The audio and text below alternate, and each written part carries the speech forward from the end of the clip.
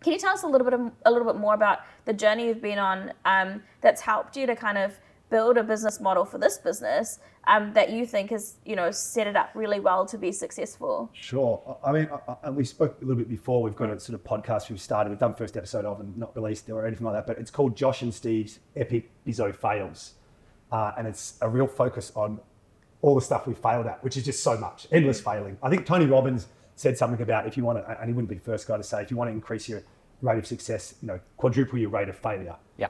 We took that and squared it, right? Yeah. So we doubled it.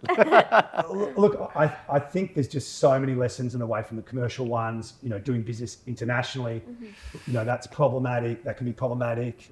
If done incorrectly, yeah. Also who you work with as well. You sort of learn along the way who you can and can't work with, what your strengths are. I think now, after 17 years, we sort of know where our strengths lie and where we cross over as well.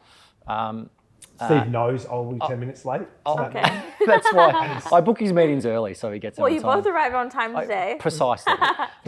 So it's, I think there's, for the success that you might stop and say, hey, we did a good job, there's probably 10 failings that get you to that along the way. And so, I mean, some of those would be, for sure, just ones where you think things like your staffing count is an indication of success. Oh, we've got X amount of staffing, fail. When we just, because we're just doing what we love so much, we weren't really focused on even paying ourselves. So, as one business, we probably could have paid ourselves 10K each a week, and we just didn't care about money side of it. We just paid ourselves far, far, far less than that. And that money had just a way of just going elsewhere. Yeah. And so I think it's also just understanding there's so many premises that, so many good books talk about better than I'd have knowledge of, but, pay yourself first. Yep. Head count's not the answer. And then just understanding stuff like, systems, structures, processes, and how important all those are, and understanding our gaps. Like, I definitely know about strategy and systems, how important they are, but I'm not the guy to implement the systems. I'm the guy who's got to go, right, we need to go find somebody who knows how to do it. So at the start, you might sort of feel like you want to be everything. And I think, there's the joy of just doing it all. Yeah. And now it's more about going, right, how do we make sure we've got enough money? And that's another great fail, is just not having enough money. Because, during times of crisis, like the lockdown that we were forced to have during COVID, big businesses were able to carry the weight of that debt, whereas ones that are great businesses would have been just as good businesses, just didn't have the financial might. Yeah. And so it's just understanding stuff like that, having the financial might, having the right business partners, as Steve said, shareholders agreements. When you start, we're like, who gives a shit about shareholders agreement? We all love each other. Great, you can love each other. Let's not put pressure on trust. Let's not put pressure on the person. Yep. Just have a shareholders agreement that says, hey, in the event that we want to sell out, in the event that this default happens, where does everyone sit? Let's do this while we all are eager and excited and enthusiastic. Yeah. Let's come to an agreement at this stage, because if you don't have that, we've had business partners that have, we don't really carry the weight of this as a trauma of it, but who have shafted us, who've done wrong by us in our opinion. And that's okay. That's a failure on us for not having the appropriate shareholders agreement in place and not willing to test the relationship boundary at the time we needed to.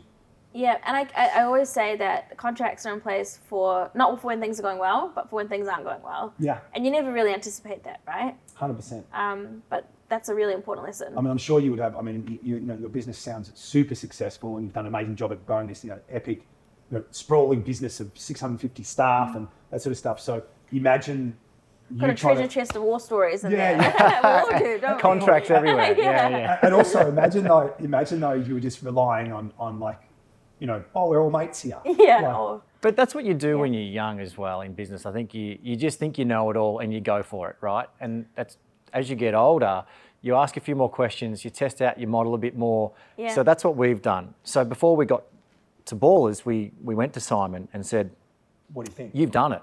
You've just had a really successful exit. What do you think of this? And he made a slight tweak to our model, which is now proven to be quite a really important one, which is going from one game to having multi-game. So people can move around the venue. Yeah, the linger. So that's And you stay a bit longer because you've got more to Linger. do, right? Yeah. Yeah. 100%. Well, our initial strategy was at first 4 drinks we wanted of people's night out, and we thought that's a success right there. But now we're actually getting 4.5 hours on average in That's the a lot venue. more than 4 drinks, I would imagine. It's the whole thing. It's games, drinks, food, the whole lot. And And look, that's also courtesy, like that we arrived at this point to your question before about, stuff on the way is we started with no money, right? So when you talk about lawyers and shareholders agreement, well, we didn't have money for it either, to be fair. And lots of people don't have money for it. So it's like, what things can you do if you don't have money? There's still plenty of stuff you can do. And certainly with stuff like ChatGPT and stuff, you can write in now and get a pretty, contract done. But those sorts of things are important. And because we had no money, we have to operate in a certain way. I mean, we used to have our own TV shows on Foxtel, and one of the first show we ever did was called Free Shit Men. And out of the space we'd come with no money, we were used to getting free shit. So we created a show, just getting free car, free house, free ass waxing, free skydive. And so we had Which was called Free fun. Shit Men, right? Super fun. That Yeah. does sound very fun. we were living it, right? But back to the original point is, it's the above and beyond the lessons. We just didn't have access to money, and we didn't know how do you access money. We didn't have any rich networks of people, and so we just hustled.